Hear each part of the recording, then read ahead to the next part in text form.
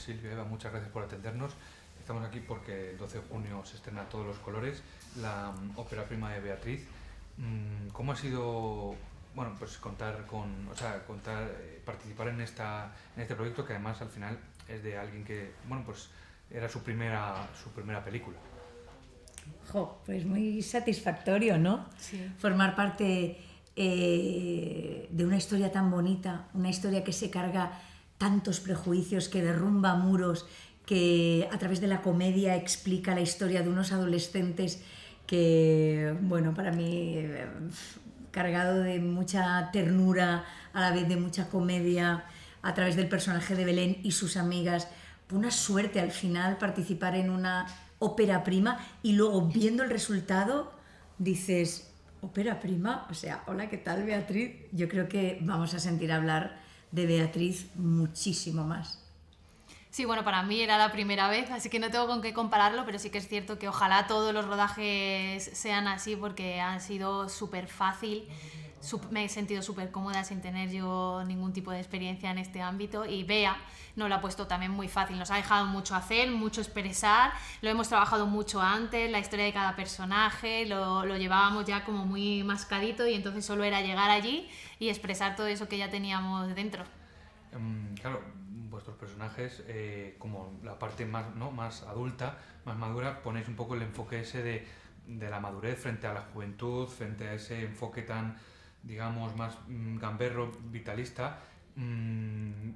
¿Qué habéis aprendido? O sea, al final parece que siempre no somos los más jóvenes los que tenemos que aprender, pero también durante el rodaje, rodeado de tanto, ¿qué habéis aprendido? Yo, al contrario, yo he aprendido de esa troupe de adolescentes y sobre todo de mi hija. Mi hija me pega una lección en la película, me da una lección en la película brutal. Y de hecho hay una escena final en la que, bueno, no es final, pero sí, hay una escena clave para madre e hija. Yo he aprendido mucho y creo que mi personaje aprende mucho en la película. Sí, te vuelves a ver reflejada, ¿no?, en esa época de la adolescencia tan difícil en la que transitas por tantas emociones, que para ti lo más importante en la vida son tus amigas, ¿no?, y es el mundo entero, y es verdad que te dan como ganas, ¿no?, de pertenecer a ese grupo de amigas y de pasártelo bien con ellas, y es muy bonito, y luego, bueno, la relación que tiene Belén, Mafalda, y mi personaje pues también es como muy chulo, y también es un poco gamberro, le pongo los pies en su sitio, pero la quiero, pero no se lo quiero poner fácil, entonces es como muy bonito. Y luego hay una sensación, toda la película, que parece que estés espiando a ese grupo de adolescentes. Se explica tan de verdad y tan, ¿no? Ves cosas que no se han visto nunca en el cine con adolescentes, que parece que estés espiando, ¿no? A mí como madre me interesa mucho. Claro, Silvia, tú como madre de Belén, de Mafalda, al final los padres siempre son, los referentes, ¿no? Pero es verdad que Mafalda encuentra en Eva como otro referente, e incluso que le motiva a poder interesarse por el atletismo, ¿no? ¿Vosotros qué referentes habéis tenido a lo largo de vuestra vida? Yo en la adolescencia en concreto, ya te aseguro yo que mis padres no eran. Yo creo que es un proceso en el que de alguna manera quieres matar a los padres. De hecho, ahora un neurocientífico cuenta que los adolescentes en esa etapa, cuando escuchan la voz de la madre, por ejemplo, sí, es algo como muy molesto, es algo como que incluso tapan.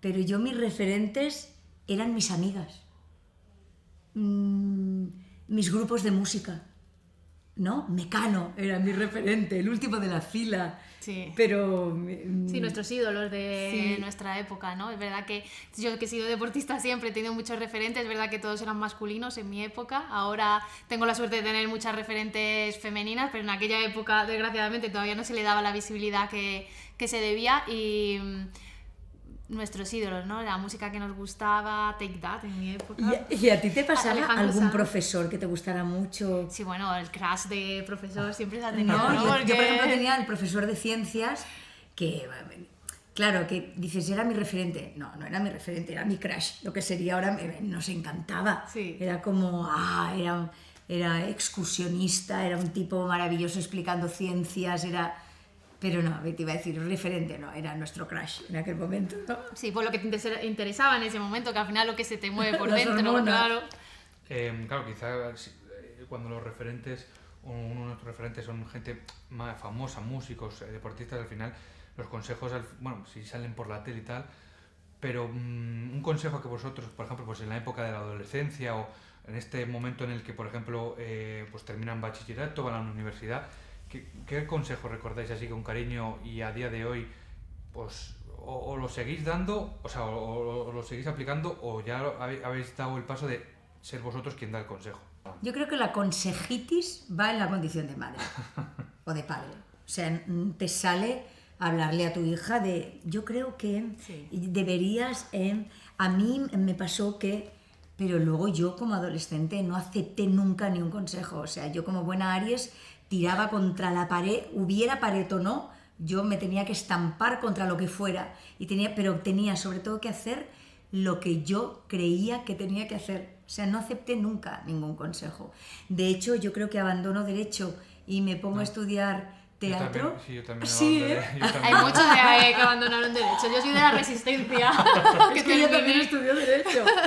Pero yo, por ejemplo, abandoné Derecho y me metí a estudiar interpretación sin decirlo en casa. O sea, ya no es ni pidiendo consejo, es obviando que ellos podían opinar en algo, cuando yo era todavía menor.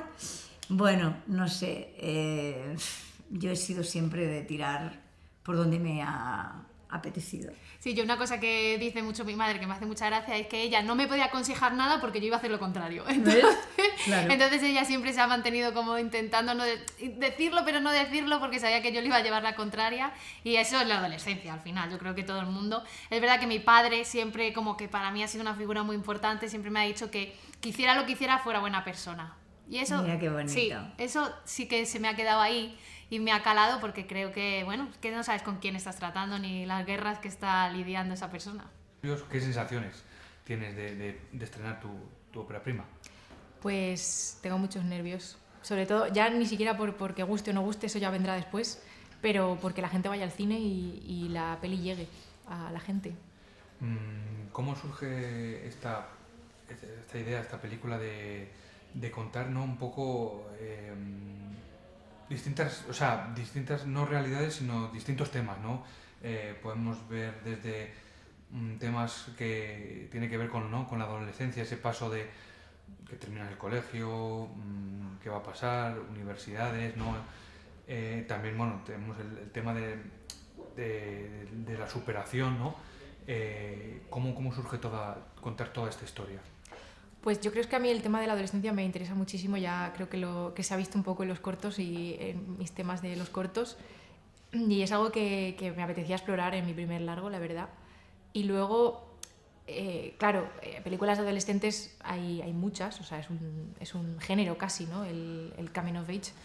Y me apetecía también verlo desde otro prisma, un prisma que no se ha visto, que es la discapacidad, y en este caso la discapacidad en una mujer, una chica, para acercarnos también a verdades que existen, que están ahí, son las realidades de millones de personas, y al final yo como contadora de historias no dejo de interesarme y de buscar la novedad, ¿no? Lo que no se ha contado en la historia está ahí, y me pareció muy original y por eso pues elegí esta historia. No sé si fue, por ejemplo, de estas veces que dices primero va la película, luego el nombre, o en función de un poco la idea del título fue yendo a la película.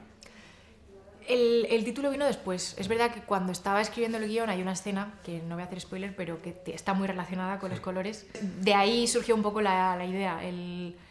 Creo que esa escena inspiró un poquito porque es muy representativa de lo que se quiere contar, que es básicamente la idea de que tú con discapacidad puedes hacerlo todo de otra manera, ¿no? O casi todo, pero de otra manera. Y en el caso de Belén, pues se busca su manera para romper, que ya ni siquiera es un tema de la discapacidad, es un tema en general de la vida, ¿no?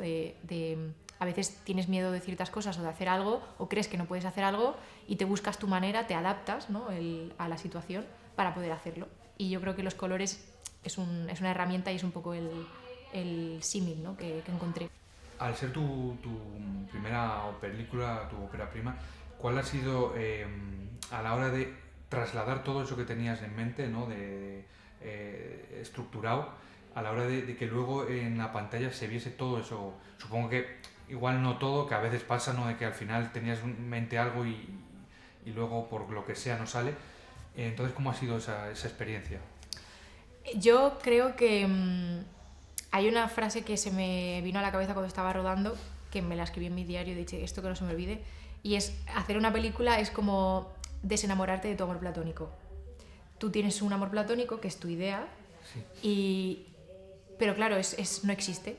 Y cuando le vas conociendo y se materializa, todas esas proyecciones, esa idealización se derrumba, pero lo que viene es mejor porque es la realidad, es lo que existe, ¿no? Y en ese sentido creo que la película no, en mi caso intento no pensar en la película como lo que pudo haber sido, lo que yo tenía en la cabeza, sino que para mí siempre la película ha sido lo que es y nunca podía haber sido de otra manera, ¿no? O sea, al final lo que se ha materializado es lo que tenía que ser.